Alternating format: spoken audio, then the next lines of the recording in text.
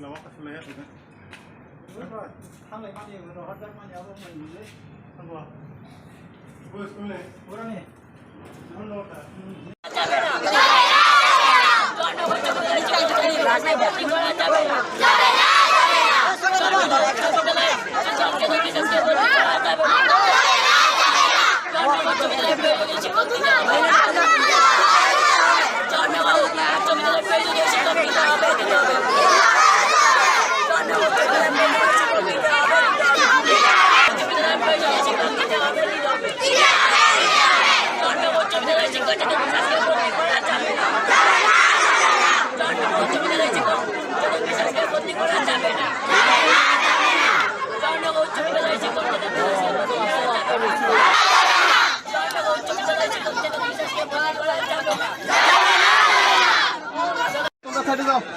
আইতেছে স্কুলে আইছে তোমরা উঠো উঠো উঠো আইতেছে সাইডে যাও তোমরা আইছো বুঝি যাও না কি তুমি কি স্কুলে তুমি না বলছো কেন আমি চলো সাইডে চলো সাইডে কথা বলো চলো সাইডে কথা বলো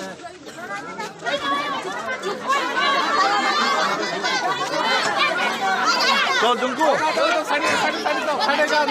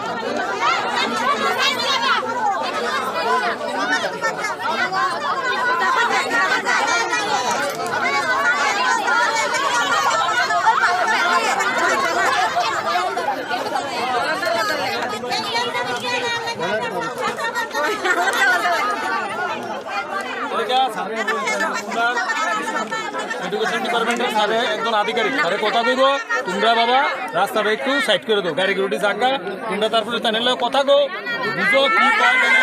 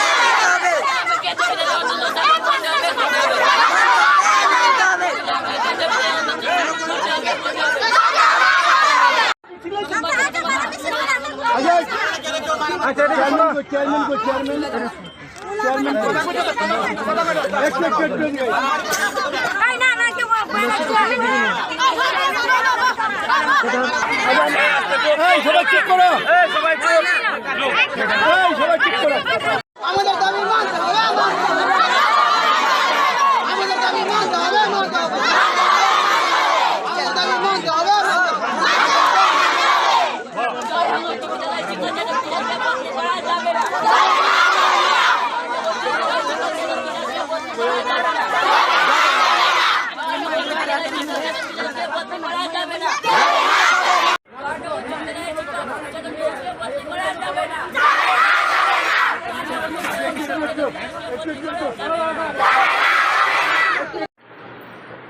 স্যার, আমরা জনরল স্কুলের একজন ছাত্র এবং আমি সকল ছাত্রছাত্রীদের তরফ থেকে এটা বলছি যে মানে আমরা প্রতিনিয়ত আমরা একজন স্টুডেন্ট হিসেবে যে যে মর্যাদা বা অধিকার থাকা উচিত তার থেকে আমরা প্রতিনিয়ত বঞ্চিত হচ্ছি।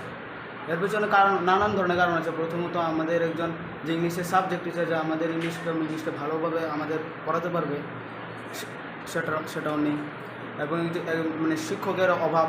আমাদের যে প্রাইমারি সেকশন সেখানে মাত্র মানে 3 জন শিক্ষক, মানে ক্লাসটুকু পর্যন্ত কি ভালো করে হয় না। এটা একটা মেইন সমস্যা। দ্বিতীয়ত আমাদের একজন শিক্ষক যদি অফিসিয়ালি কোনো কাজে যদি ব্যস্ত থাকে, আমাদের দাবিও হচ্ছে গিয়ে মানে আমরা চাই যে আমাদের একজন প্রিয় শিক্ষক উনি যাতে আমাদের স্কুলে যাতে স্টে হন। আর অন্য নাম হচ্ছে চেতন বিশ্বাস। উনি এই স্কুলে থাকার জন্য তোমরা দাবি। আর কি কি দাবি আছে? আর দাবি হচ্ছে আমরা এর আগেও আমরা একটা আন্দোলন করেছিলাম যাতে কেবি স্কুল অন্যত যাতে কেন্দ্রীয় বিদ্যালয় স্কুলটাকে সরানো এখান থেকে, এটা তোমাদের দাবি ছিল। দাবি আমাদের কেন্দ্রীয় বিদ্যালয়টা সরছে না এখান থেকে। তোমাদের কি অসুবিধা হয় কেন্দ্রীয় বিদ্যালয় এখানে থাকলে? নানান ধরনের অসুবিধা। আমাদের যখন ক্লাস হয় তারা মানে কী করে, তারা নানান ধরনের কালচার শুরু করে দেয়, যার ফলে মানে তারা যে সাউন্ড সিস্টেম তার জন্য আমাদের ক্লাস করতে অসুবিধা হয়। তারা যখন অনেক সময় খেলাধুলা করতে সময় আমাদের অনেক প্রবলেম হয়।